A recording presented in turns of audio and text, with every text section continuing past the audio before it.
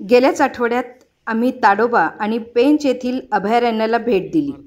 दोन्ही ठिकाणी आम्ही 2 जंगलामध्ये 2-2 सफारी केल्या.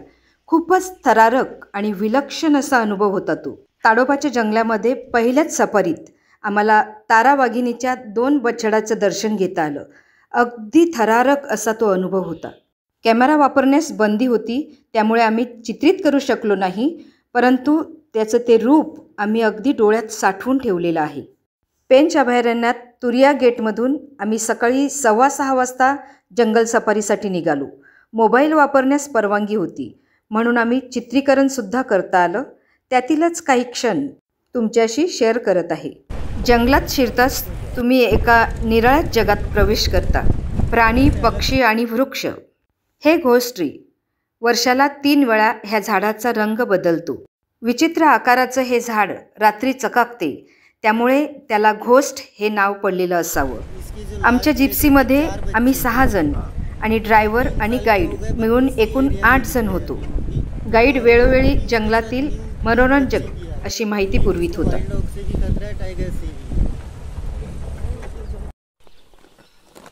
गाइड साहब, हाँ सर, ये खंदक क्यों किया है? कि पानी क्रॉस होने के लिए। पानी जाने के लिए। ही नीलगाय. ह्यामध्ये नर आणि मादी अलग अलग रंगाच्या असतात. मादीचा रंग थोडासा फिक्कट असतो, नर मात्र गडद निळ्या रंगाचा असतो. मेल है वो लाइट ब्लू। नीलगाय ना.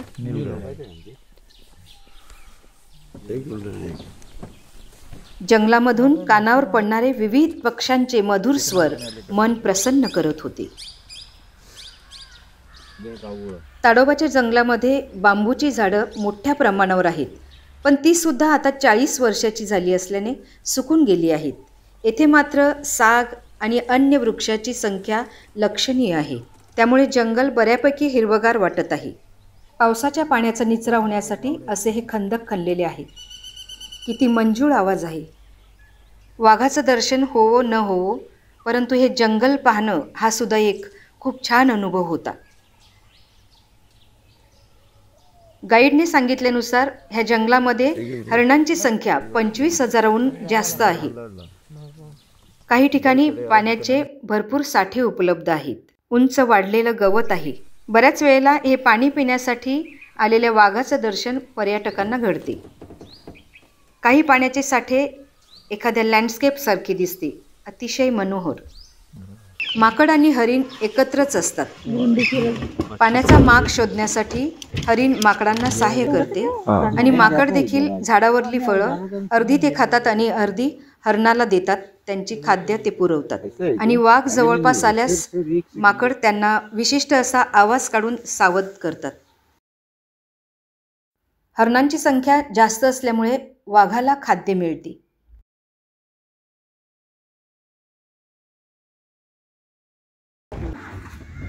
मोराचा आवाज येत आहे, केकारव.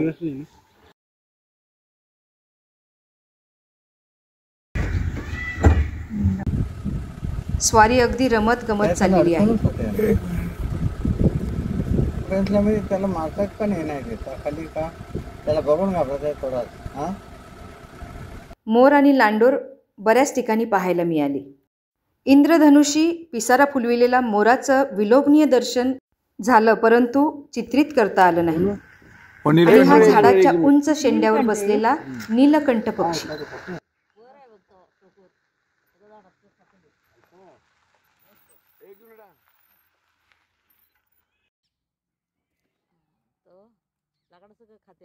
ये नीलकंठ बोलते हैं इसको, इंडियन रोलर. ये जो मेल होता है, अभी मेटिंग सीजन में देखेंगे तो आवाज करते हुए रोल करेगा हवा में. अच्छा, ऊपर नीचे होगा.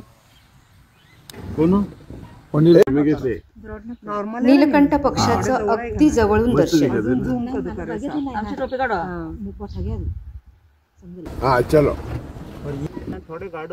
हे सांबर जराशी मंद बुद्धीच असतात.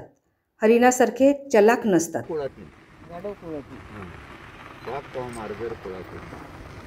त्याने काय अंगेल ना, म्हणजे वाघ हाले अंगेल फिरतो का, म्हणजे बघितलं सोन्या.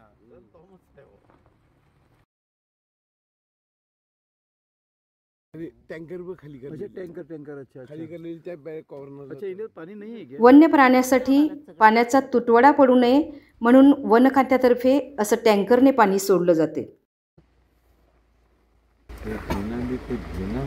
माकडं बघा कशी आजूबाजूला जमा झाली आहेत.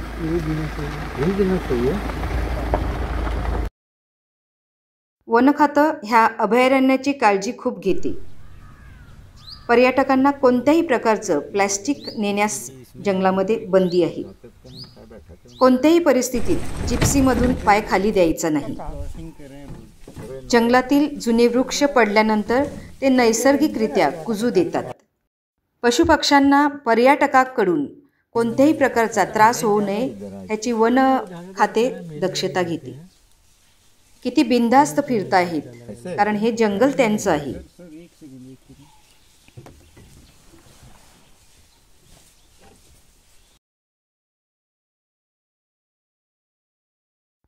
आता ही मंडळी क्रॉसिंग करत आहेत. हा जॅकल कोल्ह्यासारखाच अतिशय चाणाक्ष असा प्राणी. बघा कसा तुरुतुरु पळतोय. वाघाची चावल लागली की त्याच्या विशिष्ट आवाजात तो सगळ्या जंगलाला सावध करत असतो. त्याला कॉलिंग असे म्हणतात. आणि त्या कॉलिंगवरून गाईडला अंदाज येतो वाघ कुठे दिसू शकतो. जॅकलप्रमाणेच माकडं सुद्धा वाघाची चावल लागली की विशिष्ट आवाजात कॉलिंग देतात.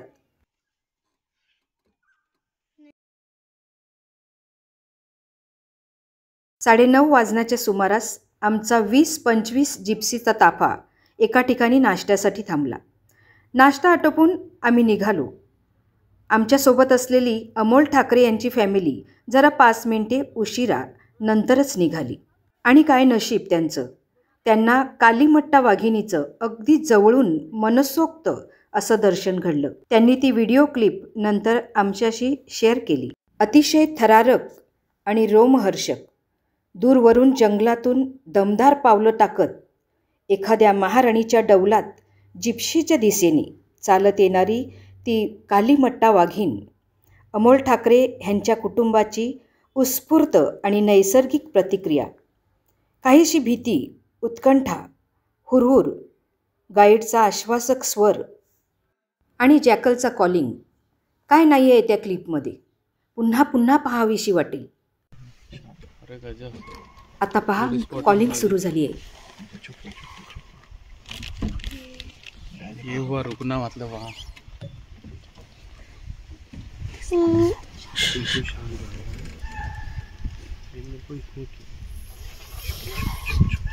कॉल भी हो रहा है. अब ये ऐसी कॉल होना चाहिए. आने दो उसको यहीं पे. बिल्कुल आवाज नहीं करायचा. आवाज नहीं करना चाहिए. Thank you Jesus. भैया जिप्सी आगे पीछे लोगे कि ऐसे? नहीं, कुछ मत करो भैया, कुछ भी मत करो, वो कुछ नहीं करेगा. नहीं मेरी साइड से आ रहा ना, कुछ नहीं होता. नहीं कुछ भी नहीं करेगा, हिलना मत. देख लेंगे. काला पहाड़ी है. थोड़ा पीछे ले ले अपन उसका सामने भैया गाड़ी ऑन मत करो ना. नहीं आने दो भैया आप शांत रहेंगे बस. हम है ना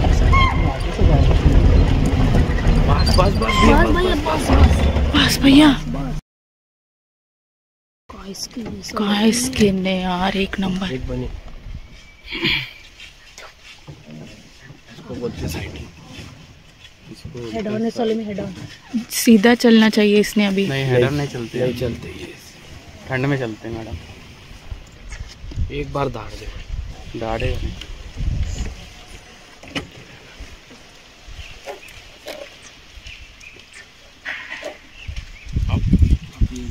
इनकी मिनिस्ट्री बनी. साइज कितना बड़ा है ये. मेल है क्या फीमेल है? फीमेल है मैडम. क्या है इसका नाम? काली मट्टा. काली मट्टा. काली मट्टा घूम रही लेकिन इसके बाकी कब फीमेल अकेली घूमती. फीमेल अकेली घूमती. दिखा टाइगर. फीमेल अकेली घूमती. अब कॉलिंग हो रहा है. ये भैया ने देखे बाबा, भैया थैंक यू क्या सो मच। नजर थी। बहुत बारीक पतले पेड़ से देखे उन्होंने। अरे बहुत पतला था वो, पतला कुछ था था ही एकदम नहीं। पूरा। नहीं दिख रहा था। दिख रहा है यार, लेकिन क्या शानदार, पण स्किन बघा ना त्याची। इसको बोलते जानवर। राइट भैया, में होगा मेल टाइगर, कोई काय मतलब इस तरह में होतंय ग्राउल कर रहा असं? था बोले टाइगर। राइट, ये सॉरी लेफ्ट में। भैया ये कहाँ जा रहा है? अपन थोड़ा ये पीछे जाएगा, चल वो इसका सकते। पेट खाली है तो ये शिकार विकार डियर को देख के धन्यवाद।